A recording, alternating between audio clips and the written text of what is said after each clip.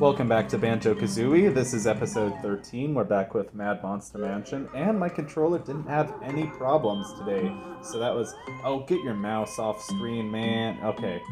So, we are back at the Ouija board thing, puzzle.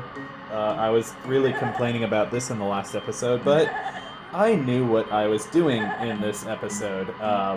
You just have to be really smart, just know where the ghost is, know when he's coming up, and then sort of look at the areas that are your blind spots to make sure that you don't have any letters in those blind spots, and then just be really efficient about managing which letters are where.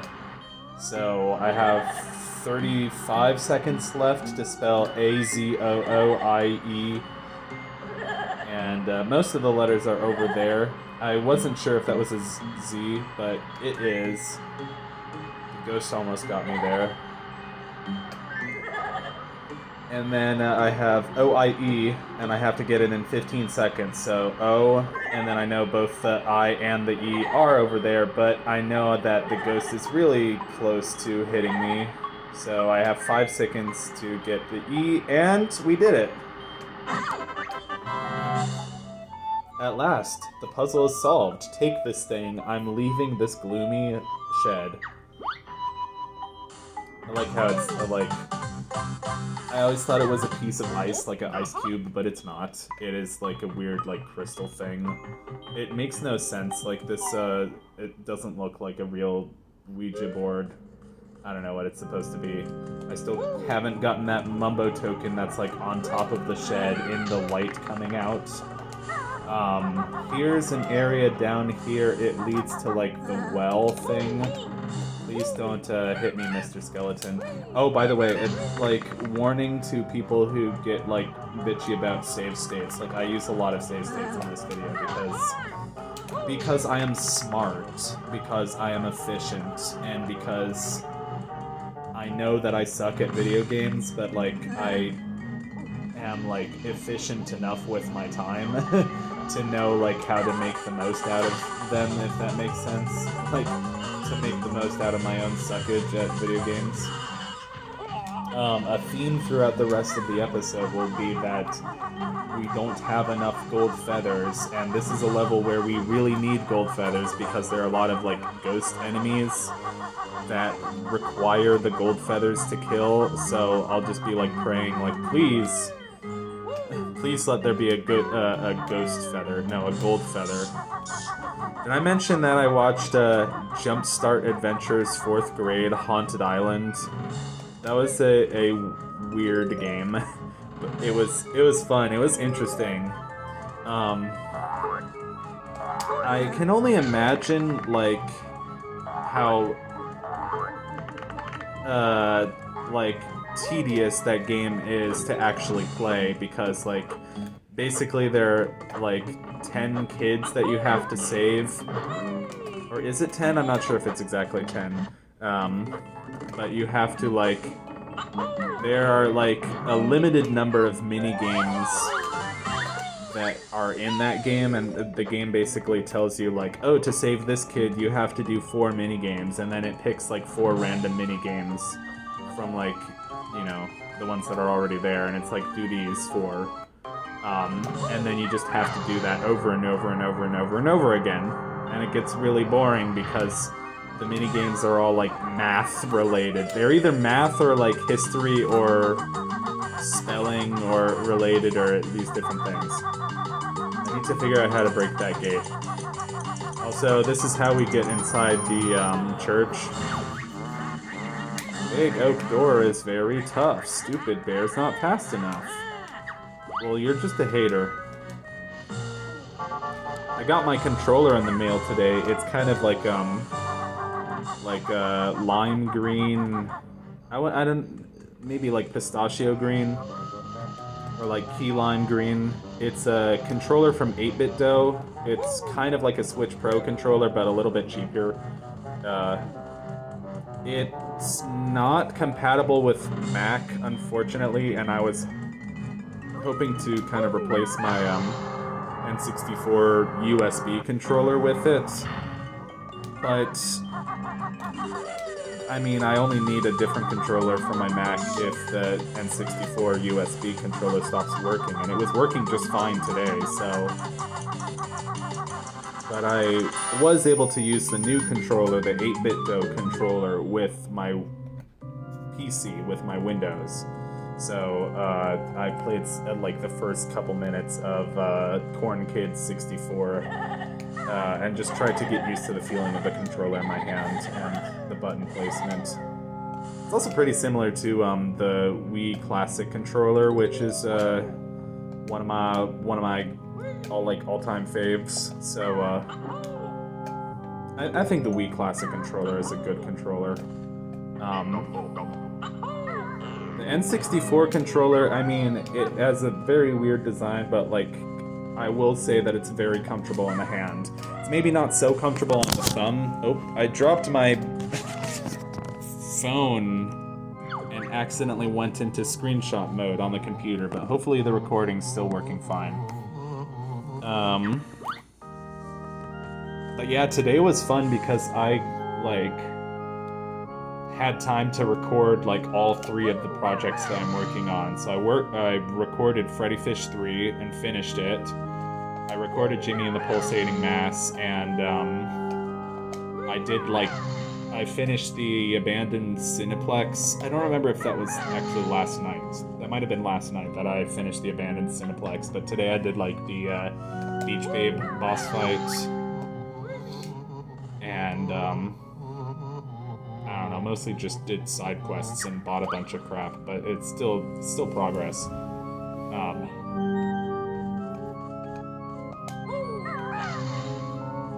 Mott Sand. It's like I think it's supposed to be moat sand, like Mozart and hand. Also, this is supposed to be an organ, but the pedals are completely wrong. Like, they clearly haven't seen what a pedal board for an organ looks like. So it's like, it's an organ with piano pedals.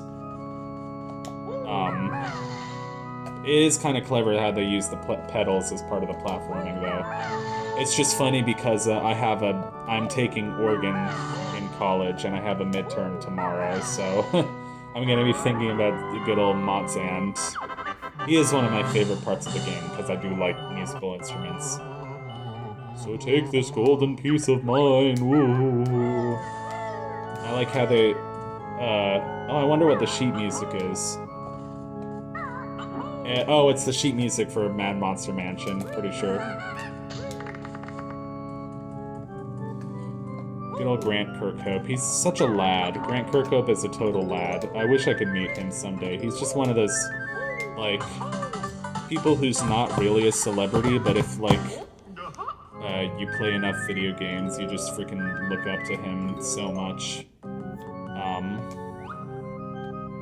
And you wish you could hang out with him and, like, buy him a beer. I don't know. I don't like beer. I don't like the taste of beer, and I don't like, the sad, is what I call it. Like, I kind of get depressed after I drink beer, and I'm already a little bit depressed.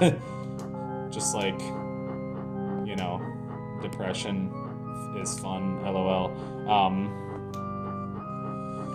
But yeah, I mean, let's see. I don't know, I just, I'm looking forward. I mean, Jimmy and the Pulsating Mass is, I will admit, kind of an overwhelming project because, like, we're close to the end of the game, but we also have so much crap left to do. Like, there's, like, if I was gonna go for, like, 100%, like, and just imagine how much crap that actually is. Like, it means, like, every light bulb, like, purchasing every piece of music for the jukebox, purchasing, like, every weapon, purchasing every piece of furniture, talking to every character, like, every NPC, like, I don't know, I haven't really been good about that. I haven't even been doing, like, Jimmy's tattles for every unique area. Anyway, here's the rafters. I just really like this church. This church makes me happy. It's kind of spooky, and it's like... It's a nice indoor area. It feels very cozy. Like, I went on this rant earlier about, like, oh, like, all the best levels in Banjo-Kazooie are the outdoor levels. This is one of the exceptions, where it's just, like, it's just a really satisfying indoor level. Like, you're in a church, and you're walking, like, on the rafters. It feels very satisfying. I mean, the pews, like the huge benches, the huge pews are a little annoying. Let's see. I think I'm just checking to make sure. Oh, also, like, look at how hard it is to just walk in a straight line when you want to look at a straight line. So my trick is to, like, go into first-person camera and then press the R button and see how that completely failed. But then I still managed to catch myself. It's so funny.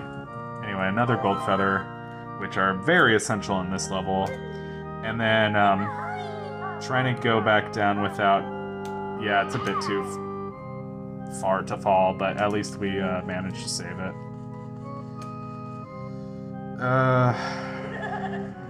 Yeah. This game's just hard. I mean, it's not so bad when I have, like, a guide to tell me where everything is.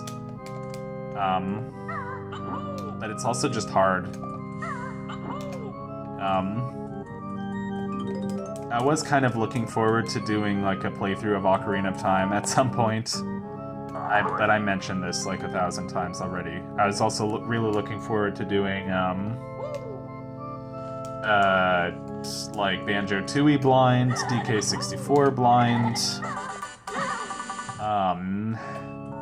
Mystical Ninja starring Goemon blind, and just like a bunch of weird games. Like, you know, some of the more underrated N64 games. Like, I don't even know. Maybe Gex, maybe not. Also, I make, like, a lot of remarks while I'm playing, so enjoy past me and future me. Like, sort of duking it out. Anyway, I think that's the last note in here. I really hope that's the last thing in here. Cry if that's not everything in here. No, screw you. I was not willing to go and get, like, the honey out of the beehive. Screw you, too. With, like, and take all the damage from the bees chasing me. I was like, no thank you. Let's just get out of here. I think that's it. We have one Jinjo left, so I looked at a walkthrough, like, very quickly. Like, in less than a fraction of a second.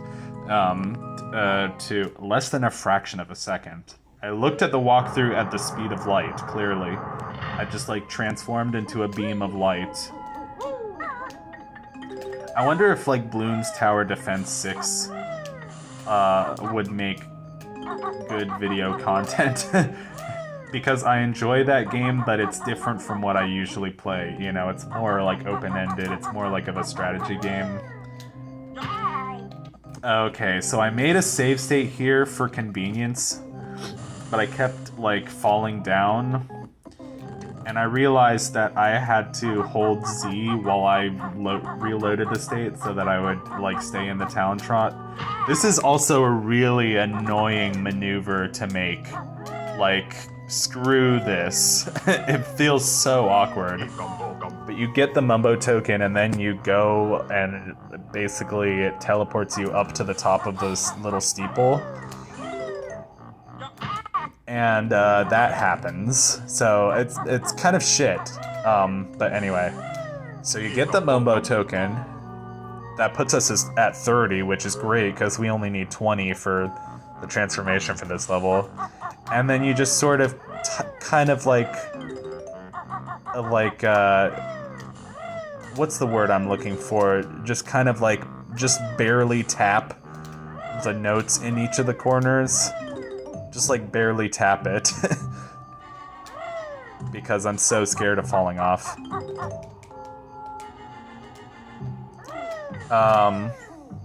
Oh, and there's something up here on top of the weather vane. That's 5. Okay, so halfway. I love the big house over there. It looks so cool. But yeah, just like Jumpstart Adventures 4th grade has like kind of a similar aesthetic to this level because it's all like very Halloween-y. It's lots of ghosts. It's like there's a talking bat who sounds kind of like he has this weird accent that makes him sound kind of like Otto from Pajama Sam. It's like, you need to find the letters. I don't know. Yeah. There's lots of corny humor. Haha, funny number. Oh, I said haha funny number because 69 notes. Very, very mature. Mumbo time? Or no, yellow Jinjo time. I was debating whether or not to get the Mumbo transformation or the yellow Jinjo, but I went for the yellow Jinjo. It's like the yellow Jinjo's behind like the one window that we still haven't broken. So we go up here, and it's like, really? I still haven't broken that window? And here's a note. I think it might be the one note that's actually left up here. There might be more, but let's hopefully... Because, like, at the end of this video, it got up to 92, so I know I'm not missing that many notes, and I know there are still a few places I haven't been. There are a few places I need to go as the pumpkin, so... a couple notes in here, a couple eggs, a couple ghosts... Yellow Jinjo's on top of the bed. You know what this reminds me of is it's like the prince's bedroom from Volca Castle and Endless Ocean and Adventures of the Deep. Or Endless Ocean Blue World. There's like the prince's ballroom or whatever, and on top of the throne is like a little roof, kind of like that. And that's where, like, one of the treasures in the game is located. Anyway.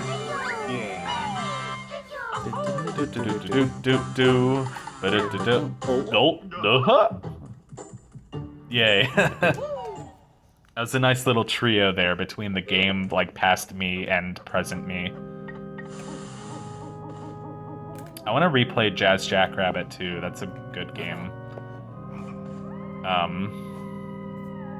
And here I just reconfigured it to make sure I have a save state button. That was all that happened there. It wasn't anything too bad. So yeah. Oh, okay. I think Kirby 64 is like the other game that I really want to do. But there's also a lot of other games that I really want to do. I want to do Ciactro's other games. I want to do a couple of games that I just bought recently. I want to do the Shantae series. Anyway, that's enough rambling. Like, what can I say? Mumbo has a catchy theme. I like the green glowy eyes. I wonder if that's, like, specific for this level. You can't see them anymore, but... Oh, there they are. Good soup indeed. Mumbo proud of pumpkin spell. Good soup. Totally foreshadowing Twilight Princess and the pumpkin soup for the Snow Peak dungeon. Yeah. I feel so like every single time I want to make a cool reference, I just make another reference to another video game. Like, I'm such a dork. Like, every reference in my head is like, oh, just like that Zelda game, just like that Mario game, just like that Kirby game. Like, shut up. Camera, oh my god. Like, I don't even have any commentary about, like, real life. I'm just like, oh, listen to me talk about Jimmy and the Pulsating Mass, which is this other game that I'm doing a playthrough of at the moment. This barrel reminds me of, like, the barrels from, like, the DK64 minigames, like Beaver Bother. See, I just did it again. I just referenced another game. Easy jiggy, could it? No, it's not an easy jiggy, because you have to fall through the drain pipe.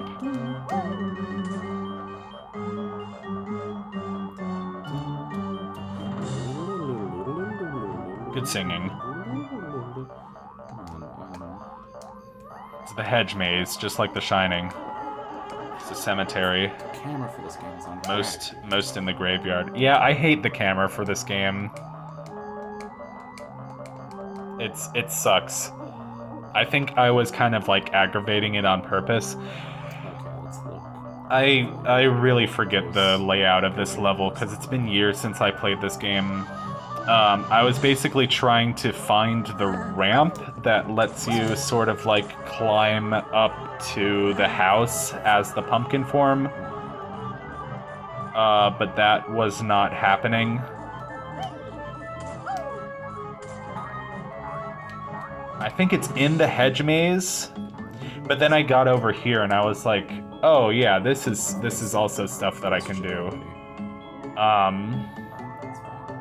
I was like, oh shoot, I've already missed stuff, but you can actually get those notes as the pumpkin, which is so convenient. I felt like so relieved. I was like, oh good, I don't have to come back here as Baron Bird. I don't even need those like boots that they give you. This was very nerve-wracking. I have to avoid the the swinging thorns. And I was like, please don't damage me.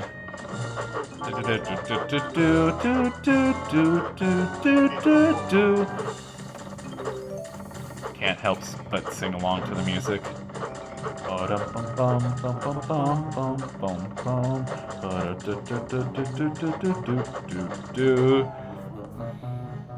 Yeah, you know, Halloween. Halloween in March.